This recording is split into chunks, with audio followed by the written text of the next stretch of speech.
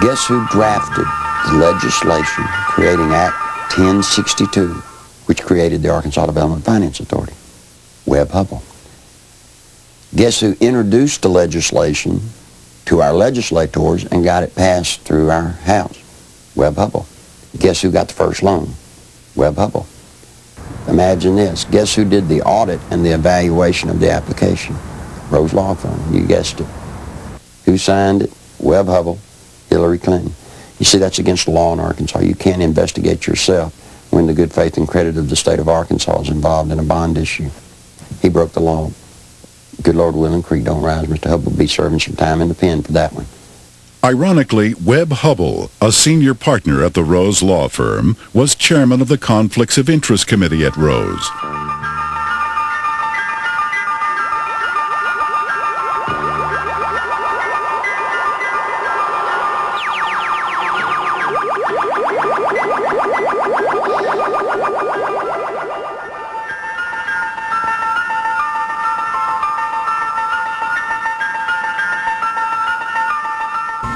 It led to toga parties. And if you're not sure on what a toga party is, I've had to clarify this in the past. A toga party is where you wrap yourself in a sheet most of the time. The people at the toga parties were Governor Clinton, now President Clinton, Attorney General Steve Clark. Okay, he was there a few times. Members of the Arkansas State Police, you know, along with Roger and, you know, other people. They began to dance around, do the cocaine in one room, have sex in another room, because in the Coachman's Inn, the rooms were adjoining, you know. And to be quite truthful, you end up with somebody in particular, and you 9 times out of 10 end up having sex. And there was cocaine there. I know.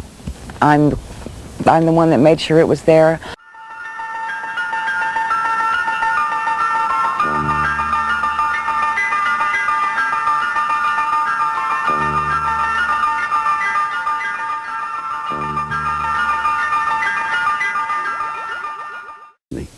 I've always thought it was a wonderful thing to be able to serve your country as a federal law enforcement agent. And for 15 years, I did not encounter anything like the corruption which I encountered after the MENA investigations began. President Clinton's verbal commitment to a war on drugs has been negated by his actions. During his first weeks in office, Clinton revoked random drug testing for White House staff members. He eliminated 121 positions at the Office of National Drug Control. And he appointed Jocelyn Elders as U.S. Surgeon General, despite her well-known desire to legalize drugs.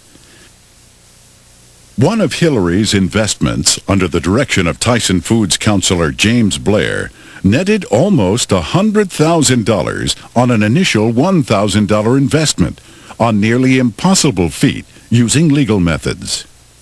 I can't read their minds or speculate, but I had absolutely no reason to believe that I got any favorable treatment.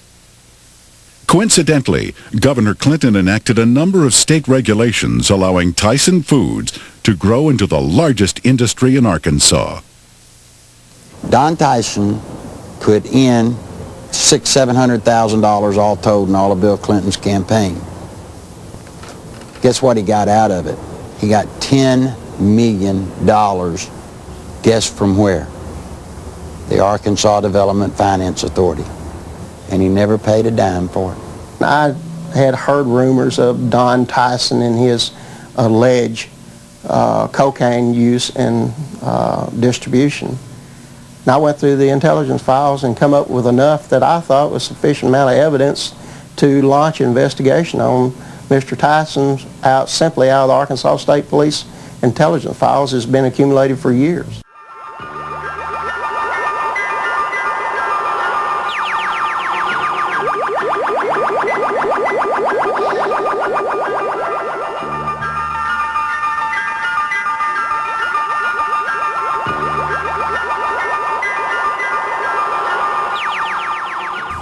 He's a womanizing, dope-smoking, liar, and a draft dodger. I don't remember those being in the Constitution as exactly the model qualities we want in a president.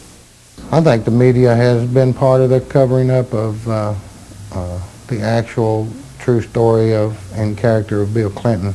I believed with all my heart that the American people had the right to know what they had been sold. Bill Clinton is not the person that they voted for. Voters who depend on the media for unbiased information regarding political candidates have been betrayed. Much of the information concerning ADFA, Whitewater, and Clinton's sexual promiscuity was known by the media as early as 1990, yet was kept hidden. The media's heavy pro-Clinton bias prior to the 1992 election was best summed up by Newsweek when they candidly stated, "Truth is, the press is willing to cut Clinton some slack because they like him and what he has to say." In May 1994, Newsweek added, "The national press has been restrained in its accounts of Bill Clinton's private life, and with good reason. Most of those who have made charges against him have been despicable people, jealous and stunted sorts." What an indictment about the media. You knew the truth about Bill Clinton. You just didn't like George Bush. I know Bill Clinton probably as well as anybody. We used to train him on how to look straight into a camera and lie through his teeth. And you see, part of Bill's pathological lying is the fact that we've taught him how to believe the lie that he's telling. And once he believes the lie, then he can sell it to you as the truth. The world is at risk when the commander-in-chief of the United States of America is a man that will look at another government, who will make trade deals and lie through his teeth. This goes back at least as far as the 60s in his college days, when he not only attended and participated in anti-American rallies, but organized them. And incidentally, those were not anti-war rallies. Those were anti-American rallies. He has no loyalty to this nation. He has no loyalty to its fighting men.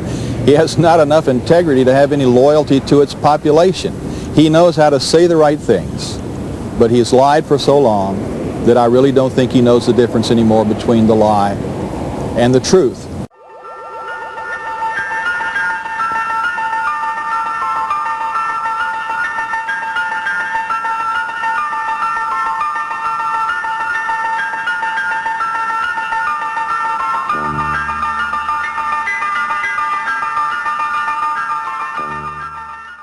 While the uninformed may have been fooled, those who realized what was happening were outraged at the blatant hypocrisy. This is a place where I have come to seek divine guidance and support and reassurance. You know, after Bill Clinton was in office for 2 days, he signed 5 executive orders shedding more innocent blood, the blood of innocent babies. Then he went on to try and get homosexuals in the military. He put Jocelyn Elders in, trying to distribute condoms to our kids. Christine Gebbe, his AIDS czarina, promoting all kinds of vileness. This is an affront to heaven. The second phase of the counterattack was to appoint Robert Fisk as special prosecutor to head up the investigation into Whitewater. That same week, the Rose Law Firm began shredding documents. A lady came to me scared to death, wanted to come out and tell the truth. I said, "What's the matter?" She said, "They're shredding documents at the Rose Law Firm." Well, I tried to tell the media. The media said there was no way that could be going on. Well, in came a journalist from a Washington newspaper. He goes over, investigates what I told him. And you know what? The very week he investigated, guess what they were doing? Shredding documents right there at the Rose Law Firm. It had his initials pretty much all over it, everything from the box to the manila files to, I even saw his signature on with the Rose Firm letterhead. You see, all of the Whitewater documents, they're getting rid of. They're getting rid of them as fast as they humanly can. It's the nerve and audacity that those two people, Bill and Hillary Clinton, have to shred documents, to destroy evidence in a federal case. That is why we're here in front of the Rose Law Firm, because of the works of darkness that have gone on Documents have been shredded here. What else has gone on here? I'm telling you, there are people inside this building that right now they're saying, if they only knew. If they only knew. During that same week, there was also a fire at the Worthen Bank building. Now, this fire was on the 14th floor, and supposedly it was started by a space heater. I want you to look at this footage and tell me if you think it was an accidental fire by a space heater. This is a CPA firm, and the documents that were in this office were important documents relative to Whitewater. If you go back to Arkansas and you look at the Secretary of State's office, anybody that's ever run for office in recorded history, you can find out who their major campaign contributors are since day one, except for one person. Bill Clinton's records at the Secretary of State's office disappeared. You see, they did it then. They'll do it now. All the information pertinent to Whitewater, any notes left by Vince Foster, any personal documents that would lead anywhere to any type of criminal activity, they're just going to be destroyed. Fisk's initial assignment was to quell rumors regarding the alleged suicide of Vince Foster. Foster was a senior partner with Hillary Clinton and Webb Hubbard. You know, interestingly enough, we have to start thinking about what would Hillary Clinton do if she was in fact the president. She would appoint Supreme Court justices, she would appoint federal judges, and that would have a deleterious effect on what happens for generations to come. Not only that, but she would continue with a system that denigrates the education of our young people, puts them in a place where they're never going to be able to get a job, where they're always going to be dependent, and where they can therefore be cultivated for their votes. This is not what America is all about, this kind of deception. And this is what we, the people, have the necessary obligation to fight.